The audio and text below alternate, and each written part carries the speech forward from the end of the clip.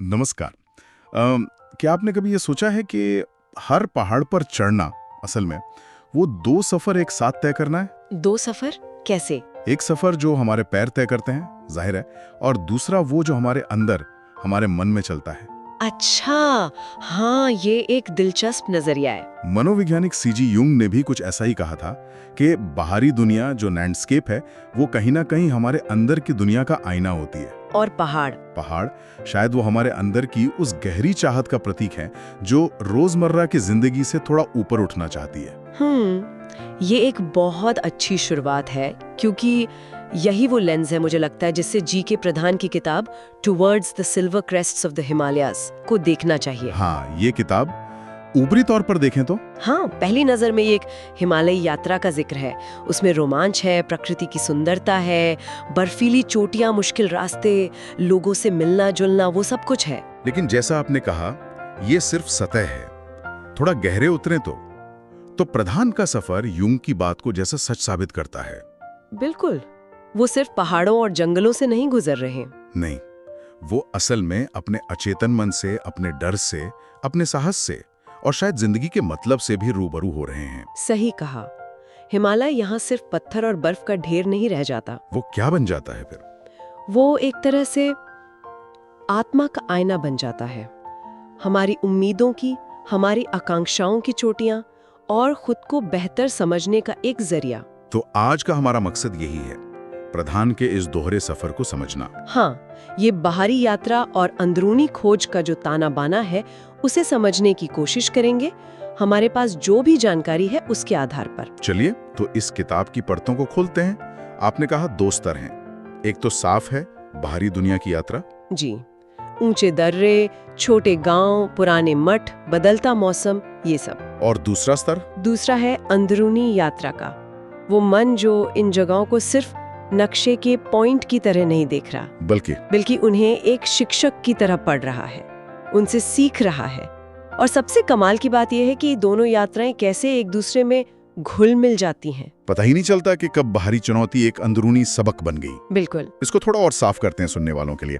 किताब की कहानी को हम कुछ हिस्सों में बांट सकते हैं समझने के लिए। हाँ, जैसे पहला हिस्सा हो सकता है पहुंच और आगमन। जी। प्रधान अक्सर बहुत जमीनी चीजों से शुरू करते हैं। पहाड़ों में जाने से पहले का वो आखिरी शहर, सामान ढोने वाले जानवर, खच्चर या याक। हाँ, और हवा में वो देवदार और गीली मिट्टी की महक का बढ़ना, ये सब। लेकिन ये सिर्फ माहौल बनाने के लिए नहीं है ना? नहीं, बिल्कुल नहीं। इसमें उनके देखने की बारीकी दिखती है। वो बताते हैं कि धुंध की परतें कैसे बदल रही हैं, या पैरों के नीचे कंकड़ कैसे आवाज कर रहे हैं, या वो प्रार्थना के झंडों की फड़फड़ाहट हवा में। जी, ये ठोस मतलब इंद्रियों से महसूस होने वाले विवरण हैं, और यही विवरण आगे आने वाले जो गहरे विचार हैं उनके लिए जमीन तैयार करते हैं। पाठक उस पल में ले जाते हैं। बिल्कुल। महसूस होता है कि हम भी वहीं हैं। बिल्कुल। फिर आता है लोग और मुलाकातें। मुझे लगता है किताब की जान शायद इन्हीं हिस्सों में है। हाँ, ये बहुत महत्वपूर्ण है। वो चरवाहा जो आसमान देखकर बता देता है कि मौसम कैसा रहे, क्या वो बौद्ध भिक्षु जिसके मंत्रोच्चार से लगता है कमरे की रोशनी बदल गई, या फिर वो स्थानीय शिक्षक जो किसी आम से दिखने वाली चट्टान का गहरा सांस्कृतिक मतलब समझाता है। और यहाँ एक बात और करने लायक है जो आपने पहले भी इशारा किया। क्या? कि ये मुलाकातें सिर्फ जानकारी लेना देना नहीं है। नहीं, बिल्कुल नहीं। ये सीखने के पल हैं, लम्हे हैं। हर व्यक्ति, चाहे वो कितना भी साधारण लगे, वो ज्ञान का एक स्रोत बन जाता है। दुनिया को देखने का एक नया नजरिया मिलता है। इन्हें का एक सलीका, एक दृष्टिकोण सीख रहे हैं। ये बात मुझे बहुत अच्छी लगी कि ज्ञान सिर्फ किताबों में नहीं, लोगों के अनुभवों में है। सही। लेकिन यात्रा हमेशा आसान तो नहीं होती। अगला पड़ाव आता है कठिनाई और सीमा। हाँ, मुश्किलों का जिक्र। प्रधान चढ़ाई की मुश्किलों का जिक्र करते हैं। वो अंतहीन सी लगने वाली चढ़ाइयाँ, अचानक घेर लेने वाले बर्फीले तूफान, और वो रातें जब हवा इतनी पतली हो जाती है कि सांस लेना भी मुश्किल लगता है। ये सिर्फ जिस्मानी आजमाइश नहीं लगती, मतलब ये कुछ और भी है। सही कहा। ये एक तरह की हाँ, नैतिक और मानसिक परीक्षा भी बन जाती है। प्रधान अपनी थकान, अपने शक, अपने डर को छुपाते नहीं है। नहीं, बड़ी ईमानदारी से सामने रखते हैं। और यही पहाड़ एक शक्तिशाली साधन बन जाता है। किस चीज का? ध्यान को तेज करने का। जब शरीर अपनी सीमा पर पहुंचता है, जब मन हार मानने लगता है, तभी इंसान अपनी अंदरूनी ताकत और कमजोरियों को सबसे साफ देख पाता है।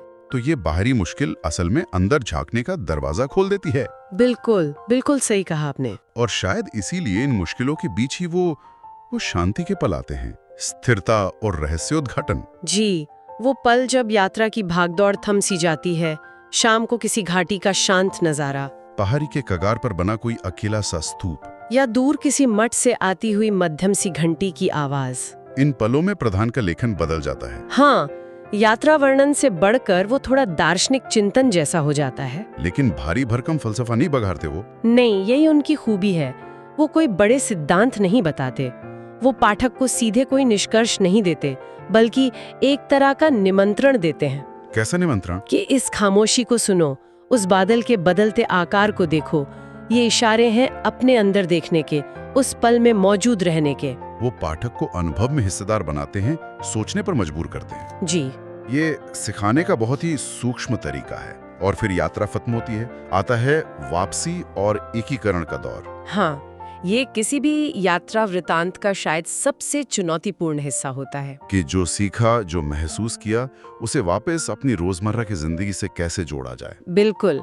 किताब के आखिरी हिस्से इसी पर सोचते हैं कि पहाड़ों में सीखा गया अनुशासन, सब्र, विनम्रता, सजगता, वो घर लौटने पर कैसे काम आ सकता है। कोई जादू की छड़ी तो नहीं मिलती होगी? नहीं, बिल्कुल नहीं। किताब कोई जादू की छड़ी नहीं देती कि सब बदल जाएगा, लेकिन वो कुछ ऐसे प्रभाव छोड़ जाती है, कुछ ऐसे बीज बो जाती जो है, शायद पाठक को प्रेरित करें। हाँ, कि वो अपनी जिंदगी में ध्यान और विनम्रता के छोटे छोटे प्रयोग करके देखें। यात्रा का असली मकसद शायद यही है, वो चीजें जो आपके साथ वापस लौटती हैं, आपके अंदर। तो ये सफर सिर्फ हिमालय की चोटियों तक का नहीं है। नहीं, ये अनुभव से चिंतन और फिर वापस रोजमर्रा के अभ्यास तक का एक चक्र है। और यही चक्र किताब को इतना पठनीय और गहरा बनाता है। बिल्कुल। अब अगर हम थोड़ा और गहराई में जाकर विषय वस्तु और प्रतीकवाद को देखें। हाँ, देखते हैं। हिमालय इसमें एक प्रतीक की तरह है। हाँ, और कई परतों वाला प्रतीक। पहला और सबसे साफ है प्रकृति एक शिक्षक के रूप में। पहाड़ की चोटियां, मौसम के तूफान, गहरी खामोशियां, ये सब धीरज, मजबूती और संतुलन का पाठ पढ़ाती हैं। प्रकृति सिर्फ एक सुंदर बैकग्राउंड नहीं है, वो एक सक्रिय गुरु है। हाँ, जैसे पहाड़ की अटल स्थिरता शायद हमें सिखाती है कि जीवन के उतार चढ़ाव के बीच भी कैसे शांत रहा जाए। बिल्कुल, ये सिर्फ देखने की बात नहीं, महसूस करने की बात है। दूसरा अहम प्रतीक है मानवीय आकांक्षा, मतलब इंसान की ऊपर उठने की चाह। चोटियों की तरफ बढ़ना सिर्फ शारीरिक चढ़ाई नहीं है। नहीं, ये जीवन में अर्थ, संतुष्टि और कुछ बेहतर पाने के हमारे अंदरूनी संघर्ष का प्रतीक बन जाता है। एक तरह का रूपक है अपनी सीमाओं को लांघने की कोशिश का। और तीसरा, जैसा हमने पहले भी बात की, दार्शनिक चिंतन का मंच। जी, प्रधान अक्सर प्रकृति के किसी नजारे को देखकर जिंदगी की या अस्तित्व की किसी गहरी सच्चाई पर सोचने लगते हैं। वो सिर्फ सुंदरता नहीं देखते, उसमें छिपे अर्थों को टटोलते हैं। तो इस किताब में हिमालय सिर्फ एक भौगोलिक जगह नहीं है। नहीं, वो एक जीवित दर्शन है, लिविंग फिलॉसफी, जो आपको प्रेरणा भी देता है और चुनौती भी। किताब पाठक को उकसाती है कि वो भी प्रकृति के साथ ऐसा ही संवाद करे, सिर्फ देखे नहीं, सुने और महसूस करे। और ये सब पाठक तक पहुंचता है प्रधान की लिखने की शैली के जरिए। उनकी शैली में एक खास बात है। क्या? वो बहुत साफ, स्पष्ट विवरणों को गहरे चिंतनशील विचारों के साथ बड़ी खूबसूरती से मिलाते हैं। हाँ, ये संतुलन कमाल का है। जब वो किसी चट्टान, बर्फ या मौसम का जिक्र करते हैं तो भाषा एकदम सटीक होती है, तस्वीर आंखों के सामने आ जाती है। और जब वो अंदरूनी अनुभवों या रूपकों की बात करते हैं तो भाषा में एक काव्यात्मकता, एक लय आ जाती है। अदगी, ध्यान के पलों की गहरी खामोशी। हाँ, ये दोहरापन, मतलब बाहरी दुनिया के तथ्य और अंदरूनी दुनिया के एहसास, किताब को बहुत दिलचस्प बनाता है। ये सिर्फ बुद्धिजीवियों के लिए नहीं है। नहीं, ये आम पाठक के दिल को भी छूती है, क्योंकि इसमें कहानी भी है और सोच भी। बिल्कुल। अगर हमारे पास थोड़ा वक्त है तो क्या हम इसकी सांस्कृतिक और ऐतिहासिक प्रासंगिकता पर भी थोड़ी बात कर सकते हैं? ये किताब आज भी क्यों मायने रखती है? हाँ, ये एक जरूरी पहलू है। कुछ बातें हैं जो इसे आज भी प्रासंगिक बनाती हैं। पहली बात है जिसे हम कह सकते हैं पवित्र भूगोल की पुनर्स्थापना। पवित्र भूगोल की पुनर्स्थापना। ये थोड़ा अकादमिक सा लगता है, आसान शब्दों में? आसान शब्दों में कहें तो देखिए, भारतीय परंपरा में हिमालय सिर्फ पहाड़ नहीं है, वो देवताओं का घर है, ऋषियों की तपोभूमि है, तीर्थ यात्राओं के मार्ग हैं। हाँ, ये तो है। लेकिन औपनिवेशिक काल में, अंग्रेजों के समय में हिमालय को अक्सर सिर्फ वैज्ञानिक नजरिए से देखा गया। नक्शे बने, ऊंचाई नापी गई, सीमाएं तय हुई, उसे एक तरह से वस्तु बना दिया गया। तो प्रधान क्या कर रहे हैं? प्रधान असल में पहाड़ को उसके वो छीने हुए गहरे अर्थ लौटाने की कोशिश करते हैं। वो दिखाते हैं कि ये सिर्फ पत्थर और बर्फ नहीं है, यहाँ सदियों से चली आ रही रस्में हैं, मौसम के साथ लोगों का आना जाना है, स्थानीय लोगों की अपनी कहानियां हैं। वो उस लैंडस्केप को फिर से एक सांस्कृतिक और आध्यात्मिक मायने देते हैं। जी, जो शायद पश्चिमी नजरिए ने कम कर दिया था। ये एक तरह से अपनी जड़ों की ओर लौटना है, पहाड़ को सिर्फ नक्शे पर नहीं बल्कि लोगों के जीवन और विश्वास में देखना। अच्छा, अब समझा।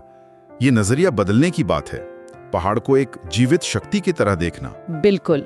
दूसरा बिंदु है आधुनिकता के साथ तालमेल।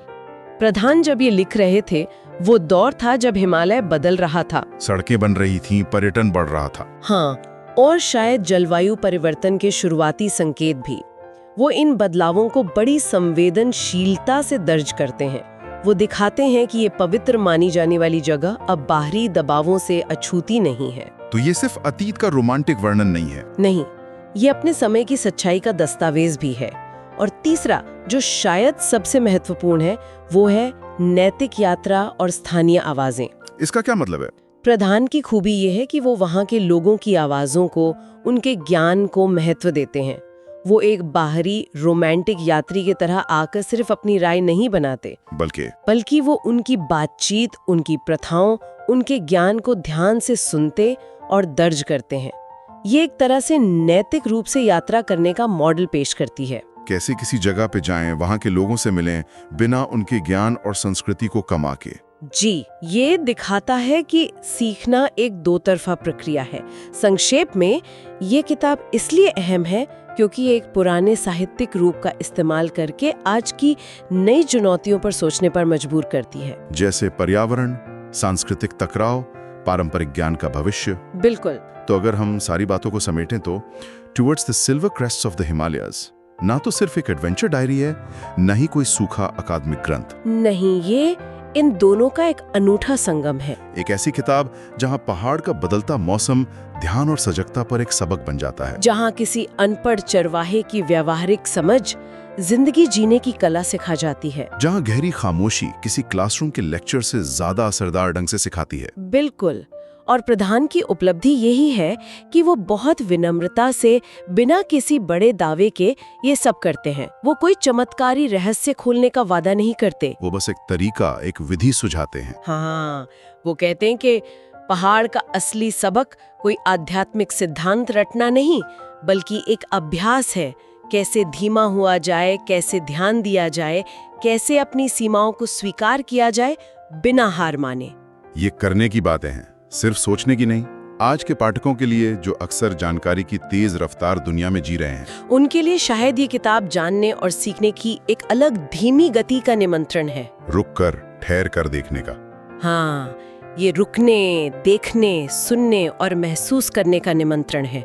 सिर्फ बाहरी दुनिया को नहीं, बल्कि अपने अंदर की दुनिया को भी। तो चलिए इस गहरी बातचीत को एक सोचने वाले सवाल के साथ खत्म करते हैं। जी। अगर हिमालय जैसा विशाल पहाड़ सिर्फ अपनी मौजूदगी से हमें संयम और श्रद्धा सिखा सकता है, जी, तो हमारी अपनी रोजमर्रा की जिंदगी में क्या बदल सकता है अगर हम उसमें से सिर्फ एक सबक, मान लीजिए हर सुबह कुछ पल की खामोशी का अभ्यास, या हफ्ते में एक दिन कम खरीदारी करने का फैसला, या किसी की बात को बिना टोके ध्यान से सुनने का इरादा सिर्फ 1 महीने के लिए अपना लें, क्या बदलेगा? प्रधान ये नहीं कहते कि हर किसी को हिमालय जाना ही होगा। वो शायद यही कह रहे हैं कि ध्यान और सजगता का छोटा सा प्रयोग कहीं भी किया जा सकता है, और शायद ऐसा करने पर हमें पता चले कि वो चांदी की चोटियां सिर्फ दूर पहाड़ों पर नहीं है, बल्कि हमारे अपने जीवन की दहलीज पर भी मौजूद है। सवाल बस ये है कि क्या हम उस दहलीज को पार करने के लिए तैयार हैं? वाह, ये वाकई सोचने वाली बात है। इस सफर में हमारे साथ चलने के लिए शुक्रिया। अगर आपको ये चर्चा पसंद आई तो इसे सब्सक्राइब करें, लाइक करें और अपने दोस्तों के साथ शेयर जरूर करें। और हमें नीचे टिप्पणी में जरूर बताएं कि आप अगली बार किस किताब या विषय पर ऐसी ही गहरी बातचीत सुनना चाहेंगे। तब तक सोचते रहिए और खोजते रहिए। नमस्कार।